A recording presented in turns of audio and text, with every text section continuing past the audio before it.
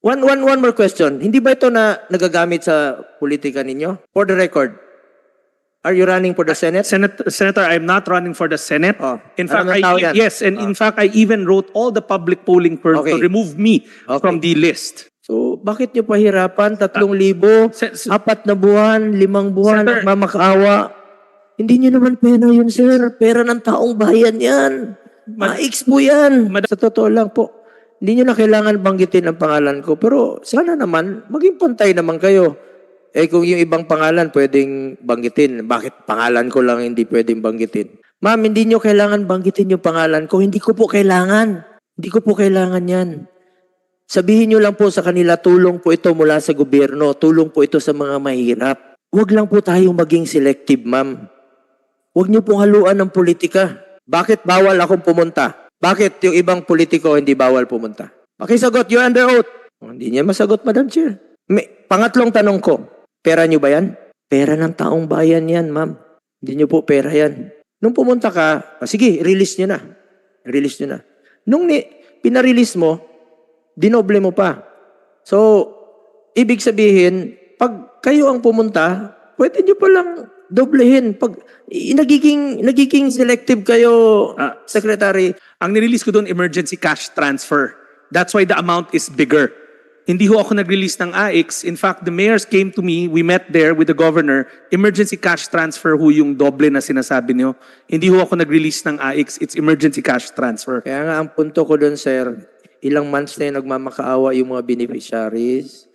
So, bakit nyo pahirapan? 3,000, 4 na buwan, 5 buwan, Senator- nagmamakaawa. Hindi nyo naman pera yun, sir. Pera ng taong bayan yan. Maix po yan. Hindi ko alam kung bakit kailangan magmakaawa ang mga benepisyaryo na makatanggap ng tulong mula sa DSWD. Mandato naman ito ng DSWD na tulungan po ang in-crisis at mga nangangailangan. Mandato po ng DSWD na tumulong ng walang pili. Madam Chair, ako po'y kadalasan na tumutulong po sa ating mga mahirap nating kababayan. Nagbibigay po ako ng aking counterpart mismo dito, no? Personal ko ito. Hindi po ito mula sa DSWD, yung mga grocery packs, akin po yan, pagkain, pinapamerienda ko sila, pananghalian, vitamins, mga face mask. At gusto ko talang tulungan sila yung mga naging biktima ng sunog, lindol, putok ng bulkan, buhawi, at iba pang disaster. At Madam Chair, napag-alaman ko lang po na pinagbabawalan po ng DSWD na banggitin po ang aking pangalan.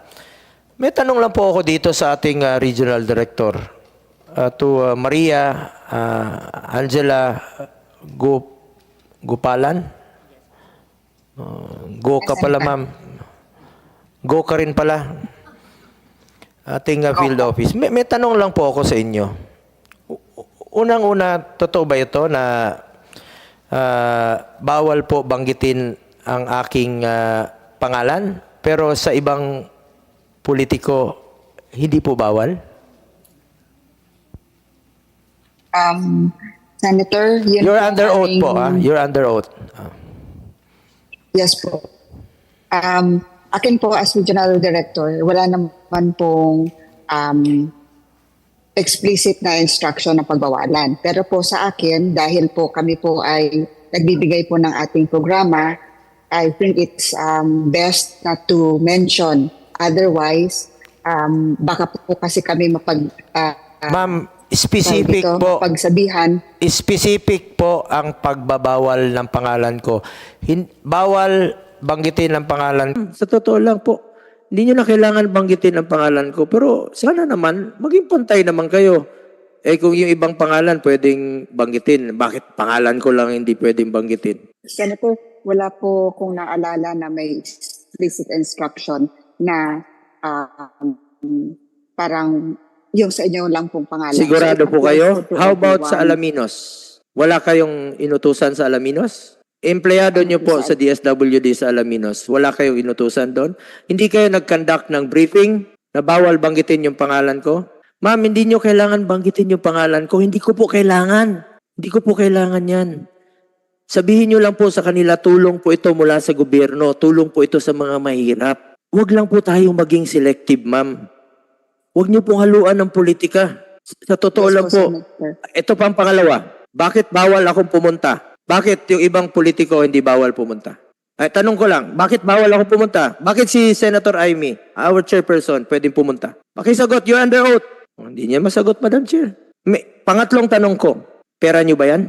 Pera ng taong bayan yan, ma'am. Hindi niyo po pera yan. Just be fair with us. Pinaglaban namin ang budget ninyo panahon pa ni dating Pangulong Duterte. Alam nyo, during the time of President Duterte, walang pinipili. Ang nagdala noon, si Secretary Rolly Bautista, isang dating sundalo. Walang pinipili po yon. Hindi naman kailangan banggitin ang pangalan namin, pero wag nyo naman sanang ipagbawal na banggitin. Wag nyo naman sanang ipagkait na kung meron po akong gustong dalahin sa natulong sa kanila. Akin naman yun, ma'am, personal ko naman yun. Personal ko po yung grocery pack, personal ko po yung Jollibee, kung gusto kong pakainin, gusto kong pasayahin ang mga kababayan natin sa panahon ng kanilang kalungkutan, mapasaya ko man lang sa kanila. Bakit nyo naman pong ipagkait sa kanila yan? Hindi nyo naman po pera yan, ma'am. Besides, sarili ko po ito, ma'am. Kung pupunta man po ako doon, akin po yun. Huwag nyo naman sanang ipagbawal. Ngayon, nandito ang inyong secretary. Pwede naman sigurong sagutin ng atin mahal na secretary yan. Bakit po ganon, sir, naging selective do tayo? At meron lang po ako isa-cite na isang instance. Halimbawa, dito sa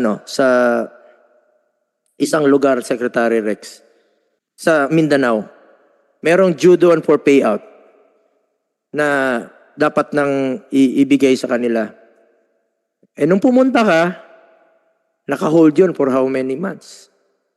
And then nung pumunta ka, dinoble mo. Dinagdagan mo, dinoble mo. Pwede pala yung ganon.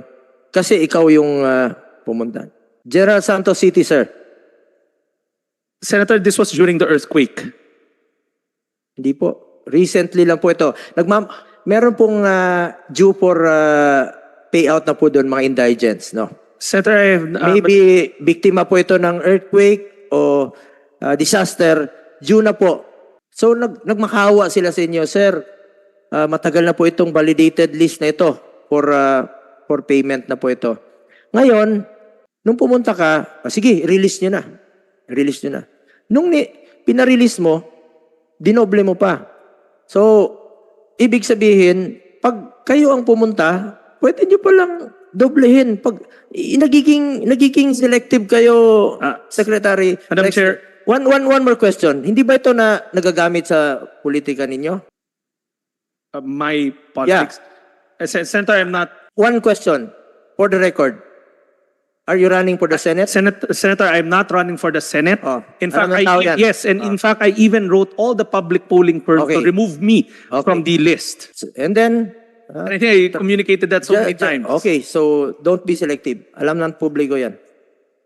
Nakikinig ang publiko natin. Senator, Madam Chair, if I may respond. First of all, hindi ho ako pumunta ng General Santos this past couple of months. This year, if I can recall, pumunta ako sa General Santos na nag-earthquake ho sila. Region 12.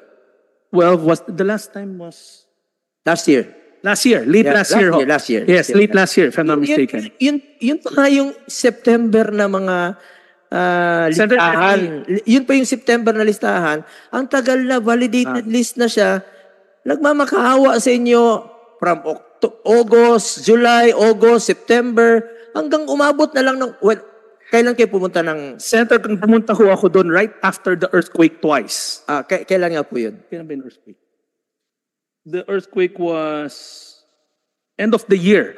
Remember, lumapit sa iyo yung mga local officials, and then you ordered them to release the AX kasi lumapit sa iyo personal, di ba? Senator, So, kailangan bang lumapit sa iyo personal? no, Senator, let me just qualify ho. Lahat ho ng binigay niyo na list sa amin, we're vetting it one by one.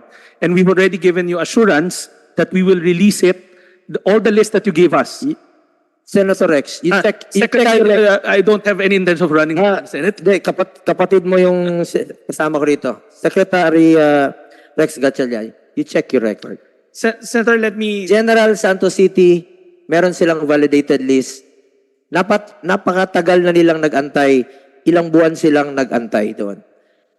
Pagdating mo doon, okay, release. Doblehin mo. So, ibig sabihin, Senator, Madam Chair, if I may just clarify ano ho yung nirelease ko. Ang nirelease ko doon, emergency cash transfer. That's why the amount is bigger. Hindi ho ako nag-release ng AIX. In fact, the mayors came to me, we met there with the governor, emergency cash transfer ho yung doble na sinasabi niyo. Hindi ho ako nag-release ng AIX, it's emergency cash transfer. Kaya nga ang punto ko doon, sir, ilang months na yung nagmamakaawa yung mga beneficiaries. So, bakit nyo pahirapan? 3,000, 4 na buwan, 5 buwan, Senator, nagmamakaawa. Hindi nyo naman pera yun, sir. Pera ng taong bayan yan. AIX po yan. Madam Chair, if I may clarify again. First of all, Madam Chair, I'll have Director Wenz explain the details of what we've done with the list. Pero a while ago, may inamin ho ako na nagkaroon kami ng problema sa sarili naming financial management office. That's why we were having cash shortfalls in some of our regions. NCR, And we have addressed that. Aminado ho kami, there were delays to the commitment to the Senator, but we have all intentions of paying those lists that have been vetted and clarified, that have been checked already. But I put my admission that na-delay yung iba because of what I admitted a while ago. We found out that meron kaming late submission sa DBM ng aming cash requirements. But we assure you that in the second quarter, we will clean that list. Sir,